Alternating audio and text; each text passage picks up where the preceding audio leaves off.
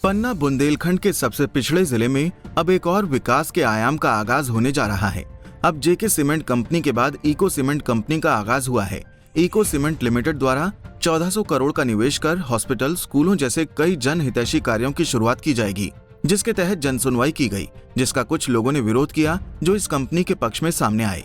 नहीं की गई है। जन सुनवाई जो है एक सीमेंट प्लांट लगाने के लिए है। सीमेंट प्लांट लगाने के लिए पहले माइनिंग का खनन पट्टा लेना होता है, तो अभी खनन पट्टे के लिए जन सुनवाई हुई है। कुछ लोगों ने उसके पक्ष में, कुछ विपक्ष में उसके बारे में बताया है। कंपनी ने अपनी योजनाएं बताई हैं, उसके बेस के ऊपर सरकार डिसीजन लेती है। तो ऐसा नहीं है, जन सुनवाई पूरी तरह से कंप्लीट की गई है। किस कंपनी का प्रोडक्ट डाला जाना है? और एक नई कंपनी जो है, जो वाराणसी और सतना के है, इको सीमेंट है। इको सीमेंट के नाम से कंपनी है, जो यहाँ पर एक खनन पट्टा जिसको मिला है वो यहाँ माइनिंग करेंगे और खनन पट्टे के साथ ही एक बड़ा सीमेंट उद्योग लगाएंगे, जिससे इस एरिया की प्रगति होगी। सर, लगातार ग्रामीणों में आक्रोश देखा जा रहा है, मतलब कंपनी लगाने के पक्ष में नहीं है, ऐसे में क्या मानते हैं आप? नहीं, कंपनी ने ये कहा है कि जो भी ज़मीन खरीदी जाएगी, हर किसी से बातचीत करके ज़मीन खरीदी जाएगी, बीच में दलालों को नहीं लिया जाएगा। क्या दोबारा कोई जन सुनवाई रखी जाएगी? अभी तो ये खनन पट्टे की हुई है, इसके बाद फिर सीमेंट प्लांट के लिए फिर होगी। यहाँ के स्थानीय और जिले वासियों को क्या प्रोत्साहन दिया जाएगा कंपनी की ओर से? इस खनन पट्टे के लिए और सीमेंट प्लांट आने में वो हर तरह की में एजुकेशन सेक्टर में, हेल्थ में, इंफ्रास्ट्रक्चर डेवलपमेंट में, हर तरह से इस एरिया के विकास के लिए कार्य करेगी और उसके लिए प्रोजेक्ट कोर्स में उसका पूरा प्रबंधन किया गया है। आपका नाम सर? नाम सर आपका? मेरा नाम विजय कुमार है, मैं इनके कंसल्टेंट एडवाइजर। हालांकि पन्ना का ये दुर्भाग्य ही कहा जाएगा कि जब भी यहाँ कोई विकास कार्य होते हैं तो बिचौलिया और दलालों की वजह से आम जनता को काफी नुकसान उठाना पड़ता है। इसी तरह फिर असामाजिक तत्व बिचौलिए और दलाल जानकारी लगने के बाद तेजी से सक्रिय हो गए हैं, जो किसानों को उकसाकर कंपनी न लगने का विरोध करने लगे हैं। तो वहीं कुछ पक्ष में और कुछ विपक्ष में नजर आए। किसान और स्थानीय लोग वाद विवाद और झड़पों के बीच पर्यावरण जन सुनवाई का समापन करना पड़ा।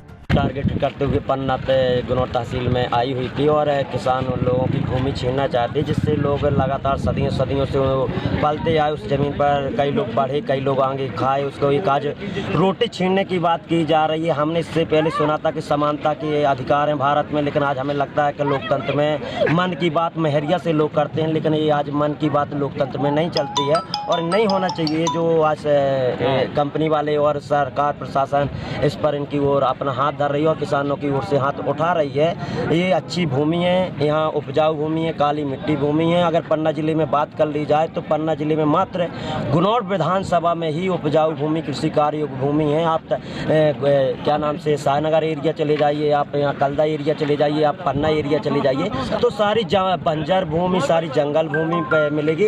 एक पन्ना जिले की एक मात्र उपजाऊ भूमि गुनौर क्षेत्र तहसील के अंतर्गत आती है। उस पर शासन की निगरानी है कि यहाँ के लोगों को घर से बेघर कर दिया जाए, रोटी छीन ली जाए, जेब से पैसा निकाल लिया जाए। इसके पहले तो हमने लोग सुना था कि गरीबों के लिए सरकार प्रोत्साहन राशि देती है, किसानों को आगे बढ़ाने के लिए दुगनी राशि 2022 तक कर लेगी। लेकिन जैसे 2022 हमें देखने को मिला, तो 2022 में हमने देखा कि लोगों को घर से बेघर करने के लिए सरकार और कंपनी प्राइवेट, आज 1947 से पहले भी हम बात कुछ आपको दिलाना चाहते हैं। इसी से पहले कि इंडस्ट्रीज कंपनी आई थी भारत में, तो उसमें देखा होगा कि जो लोग पहले बेसलिन लगा करके देश को गुलाम किया गया, आज सीमेंट लगा करके देश को बदनाम कर देंगे। इको सीमेंट फैक्ट्री के द्वारा किसानों को और स्थानीय लोगों को किस प्रकार के प्रलोभन दिए गए हैं? अब इको सीमेंट के द्वारा किसानों को और स्थानीय लोगों को प्रलोभन दिए गए हैं कि आपके परिवार से नौकरी दी जाएगी, जो जैसे हेल्थ पर होगा, जो जैसे एजुकेशन पर होगा, जो शिक्षा पर होगा। लेकिन ऐसा कुछ नहीं है। यहाँ के किसान कहते हैं कि अगर आपको रोजगार चाहिए तो हम किसान भाई आपको देंगे, अगर आपको नौकरी चाहिए तो हम किसान भाई आपको नौकरी देंगे, क्योंकि हर परिवार में 10 से 5 लोग रोजगार देते हैं। तो मान लीजिए ये 10-15 गांव लगते हैं, तो पर गांव में 300, 400, 500, 600 परिवार रहते हैं। 600 परिवार लगा करके 10 गांव के लगभग का सपोर्ट नहीं लेंगे। कोई भी कंपनी हो, कोई भी हो, सपोर्ट नहीं।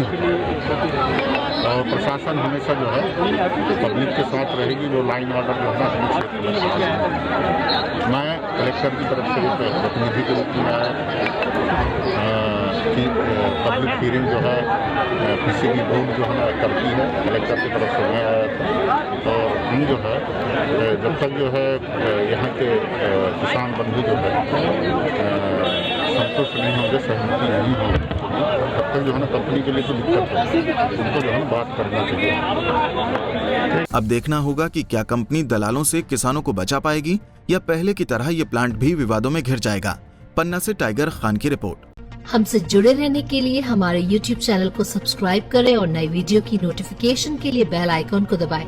अगर आप ये वीडियो Facebook पर देख रहे हैं तो लाइक जरूर करें और ज्यादा से ज्यादा शेयर करें। धन्यवाद।